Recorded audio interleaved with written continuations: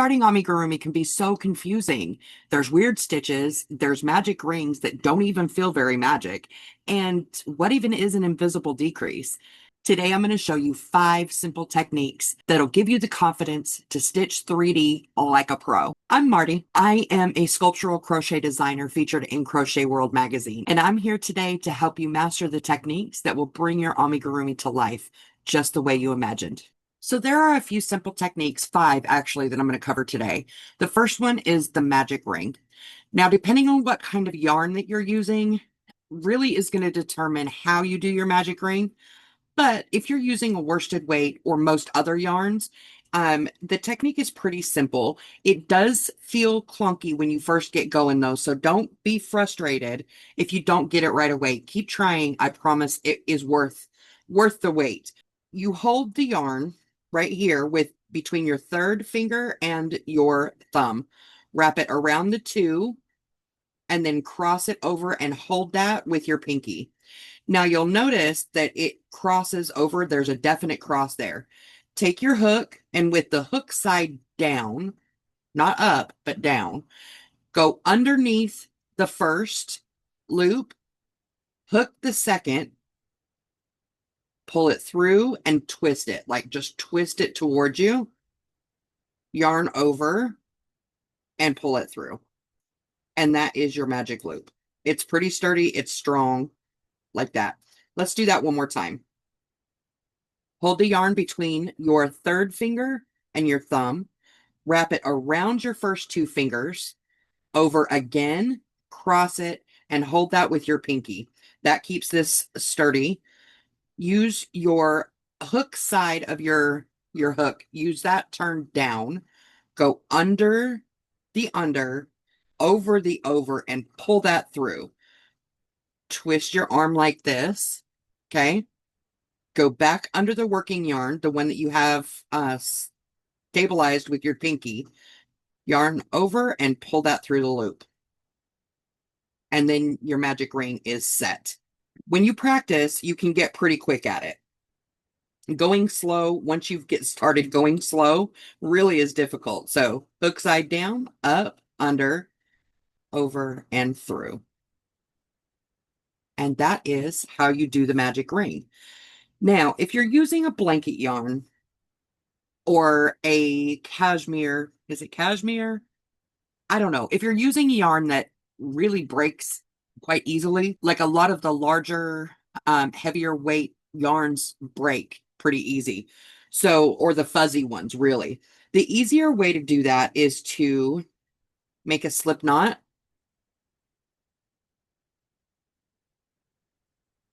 Chain 4.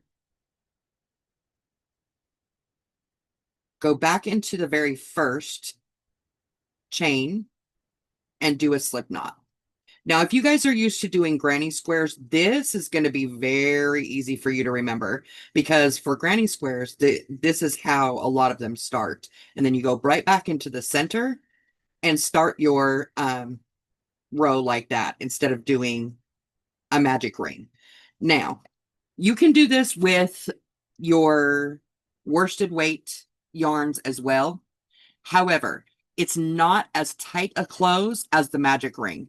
So be aware of that. If the hole right in here, like I'm going to do, usually I do 6 single crochets to start off. Some is 4, some is more, but on average, 6 single crochets. It still has that loop, right? 1, 2, 3, 4, 5, 6. That's 6. So if we close up these 6, because we're working in the continuous round, I'll explain that later on in the video. If you'll notice, there's still a gap, okay? Now, it's not so noticeable when you're doing a granny square, but if you're doing an amigurumi, let me see if I can show you. Okay. So for instance, this pig, if I did this is the magic ring. If I did the chain 4, it would be a lot looser. Okay. As you can see, the same thing here. Because there's not so many, it's not tight. with the 4 single crochet if you're using worsted weight. Now, your tension and how tight, you can try a 3 chain together, or you can just practice and get better with the magic ring, because it does provide a super tight beginning. So I'll show you with the magic ring. One, oh goodness. And then we're going to pull this closed. As you can see, it's super tight. Okay. You can pull it as tight as you want. With the worsted, it kind of pops. If that makes any sense, it pops. You can tell when that magic ring is solid.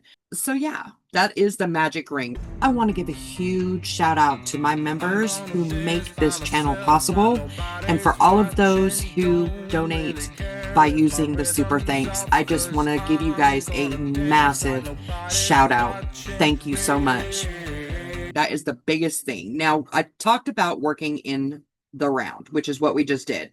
A lot of squares start by slip stitching to the very first stitch, and then you just start and keep going. Let me show you. That is going to create a definite edge. Okay? That's going to create a definite edge. You can tell where this first stitch is. We don't want that with amigurumi. We want it to be continuous.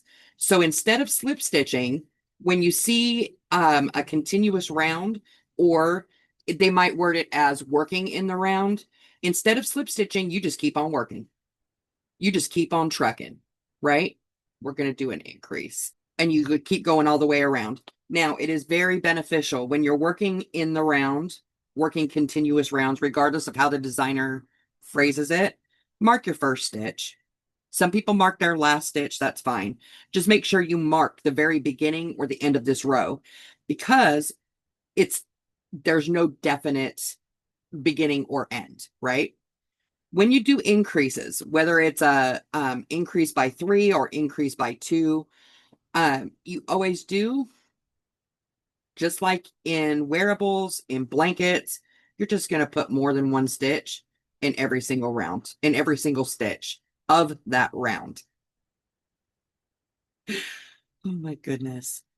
So I'm going to go ahead and increase in each stitch around. The next thing I want to show you are the decreases. Okay. So for the invisible decrease, now usually, okay. So for the decreases, usually you'll go in through one, pull up a loop, in through the next, and pull up a loop, so that you have 3, and then you go over. That is the typical decrease in crochet. However, if you'll notice, it does leave a chunk, right? You can tell where those decreases are.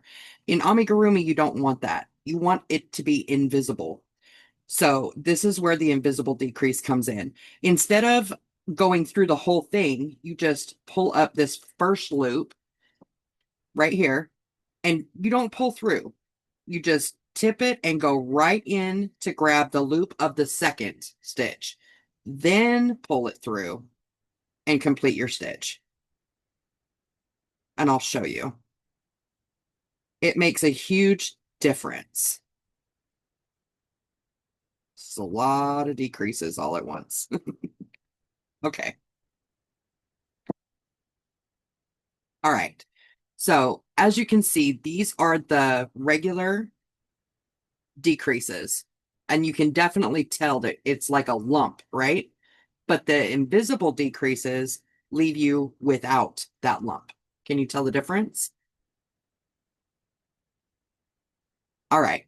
So invisible decrease for amigurumi is your best bet. And that is just the first loop of the 2 or however many stitches you need to decrease. Sometimes it's 3.